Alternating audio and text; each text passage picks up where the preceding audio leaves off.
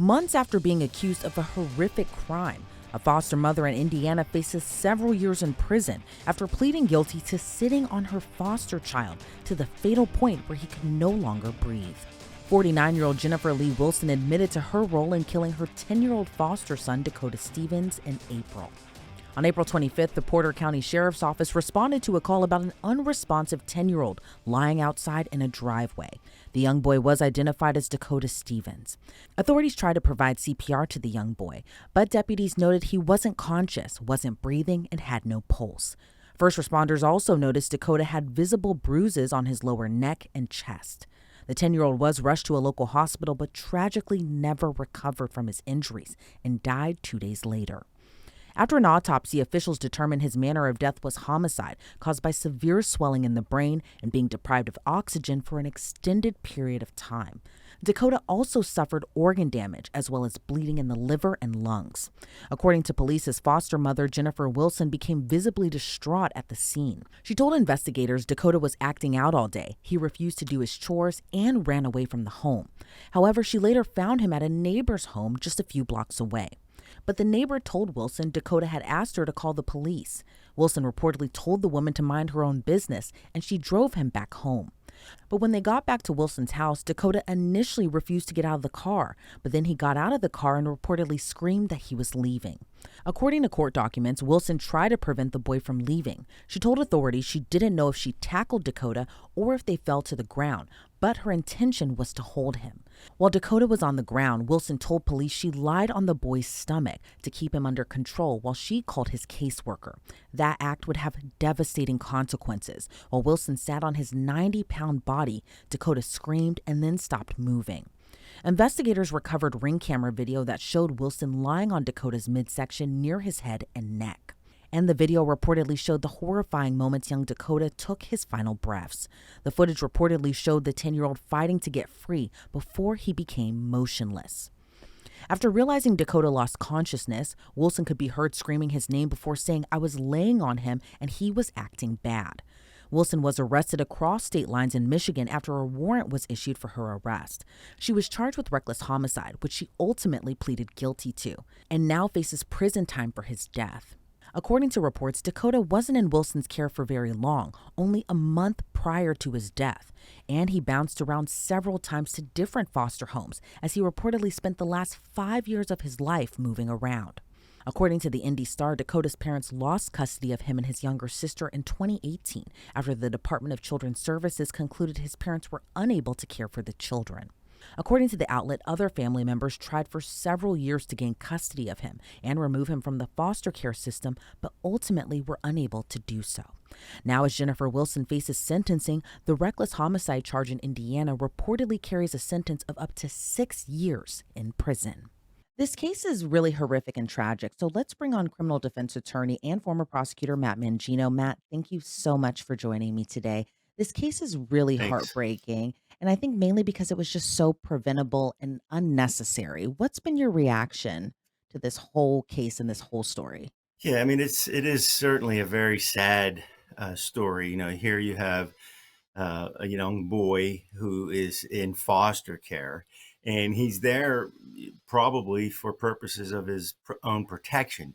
He may have been taken out of a home that was inappropriate or abusive. He may have had other issues, and here he's been entrusted to a foster parent who ultimately causes his death. Yeah.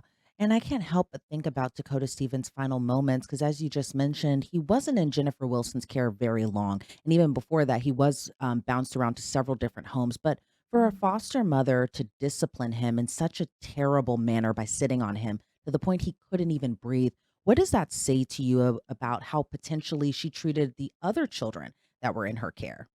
Well, yeah, I mean that's sad to even think about. I mean, if she has been a foster parent for a period of time, she has been entrusted with children in the past.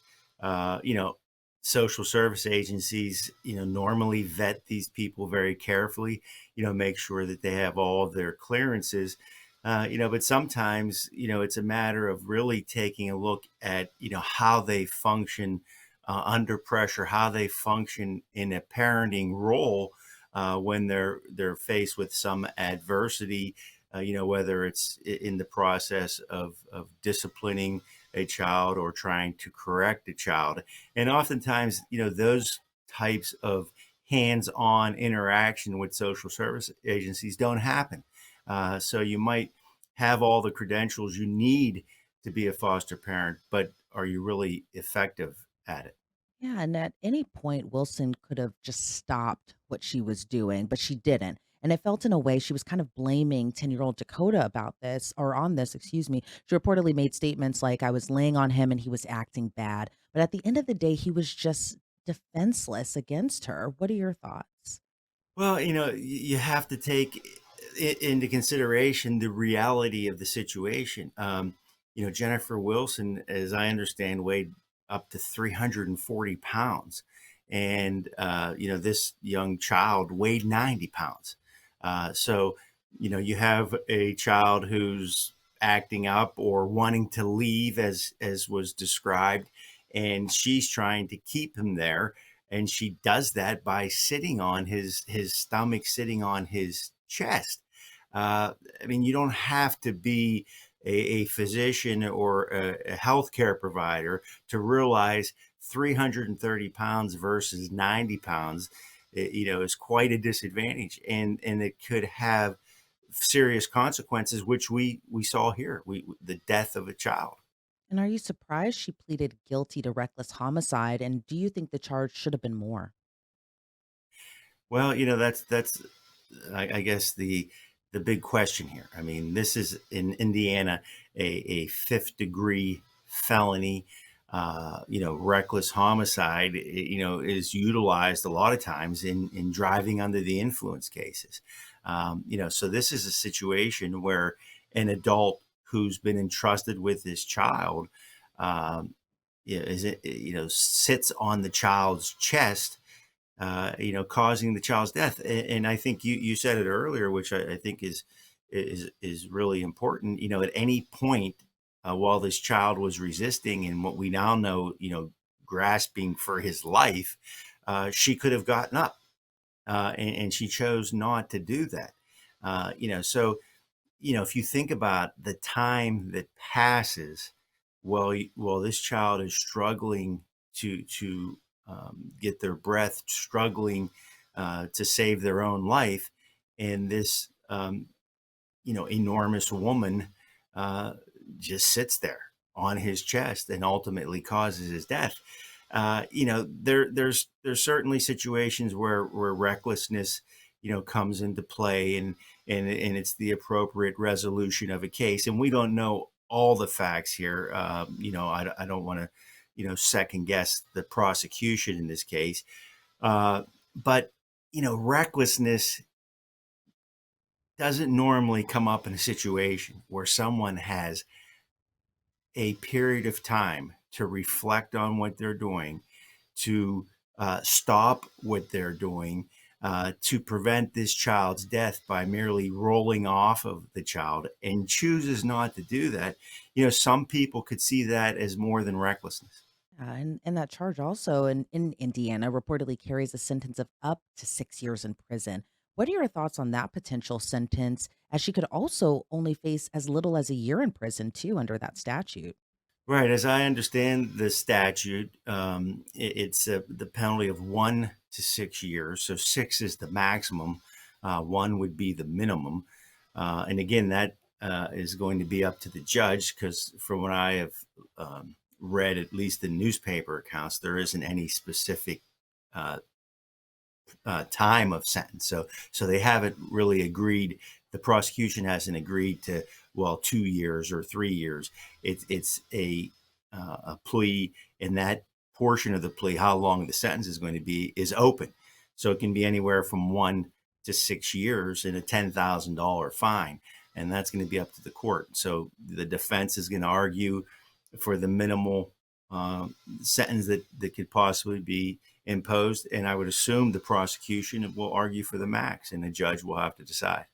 And in any possibility, is there a potential that the sentence could carry more time than just 6 years? Well, I don't know the sort of nuances of Indiana law. Obviously, I'm licensed to practice in Pennsylvania, but I did take a look at the statute, and the statute is very brief. It's one line, and it says, you know, homicide, recklessness uh, that causes death is reckless homicide. So that's a very simple statute, and then it goes on to say that it's punishable by 1 to 6 years and $10,000 fine. So I don't know if she pled guilty to any other charges. The news reports didn't indicate that she did, at least those that I saw. Now, let's say, for instance, she did enter a guilty plea to other charges as well.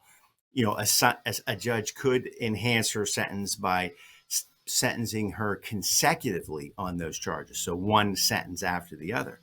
But I don't think that's the case here. I think this was a plea to reckless homicide, and that's the only charge that she's going to be sentenced on. And this story is especially heartbreaking because this, when we cover a lot of these cases that involve children, especially, and in this case, foster children, young children are just so vulnerable. Children in general are just so vulnerable. And Dakota reportedly did have that rough upbringing. It's been reported his family members even tried to get custody of him. And I'm sure he just wanted in his life a stable, safe, and loving place to grow up, like all kids do. What are your thoughts on what his family members are feeling right now? Under the reports that we've been seeing, he was removed from his biological parents' home mainly due to drug abuse and that sort of thing. But still, I imagine that they thought he would be safe wherever he goes next. But to just lose him in just such a horrific way like that, where he was supposed to be safe, what are your thoughts on just how his family members are feeling right now? Well, that's heartbreaking, I'm sure. So you have parents who have some um, problem, whether it's a drug problem or whatever that issue is. Uh, Obviously, when you're in the throes of an addiction, you do things that maybe you normally wouldn't do if you weren't. Being a drug addict does not mean that you don't love your children. And in this situation, because of their inabilities, because of this addiction, their child's taken away from them. And certainly, as you said, they expect that their child is going to be cared for, and that maybe they're going to have an opportunity to get their life settled and to reunite with their child. And I'm sure that's always a hope of any parent. And here, those hopes have been dashed uh, when this child is in a situation where he was put with a foster parent who was supposed to look out for him, take better care of him, protect him from the ills that he might have been exposed to because his parents were drug addicts. And as we see, this has been a terrible failure in that regard. Yeah, just incredibly heartbreaking. Matt, I want to thank you so much for your time today. But before we sign you off, is there anything else about this case you would like to add?